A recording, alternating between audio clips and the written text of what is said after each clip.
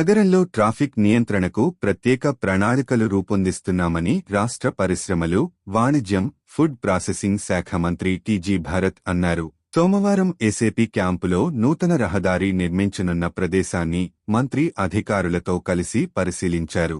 ఈ సందర్భంగా మంత్రి టీజీ భరత్ మాట్లాడుతూ నగరంలో ట్రాఫిక్ రద్దీ నివారించేందుకు ప్రత్యేక చర్యలు తీసుకుంటున్నట్లు వెల్లడించారు.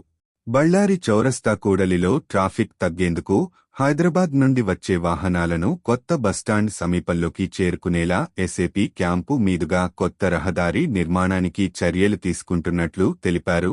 40 అడుగుల వెడల్పు, 116 మీటర్ల పొడవుతో రహదారికి ప్రతిపాదనలు సిద్ధం చేస్తున్నట్లు పేర్కొన్నారు. ఇప్పటికే కిడ్స్ వరల్డ్ సర్కిల్ నుండి ఉస్మానియా కాలేజీ, బుధవారపేట మీదుగా కలెక్టరేట్ వరకు, అలాగే అంబేద్కర్ సర్కిల్ నుండి రాఘవేంద్ర స్వామి మఠం వరకు రహదారుల విస్తరణకు చర్యలు తీసుకుంటున్నట్లు వెల్లడించారు. రాజ్ విహార్ సమీపంలోని ఎల్లమ్మ ఆలయం నుండి జమ్మిచెట్టు వరకు హంద్రీ నది తీరాన బంక్ రోడ్డు నిర్మాణానికి చర్యలు తీసుకుంటున్నట్లు తెలిపారు. ఈ కార్యక్రమంలో నగరపాలక commissioner S Ravindrababu, DSP Mahaboob Basha, city planner Pradeep Kumar తదితరులు పాల్గొన్నారు.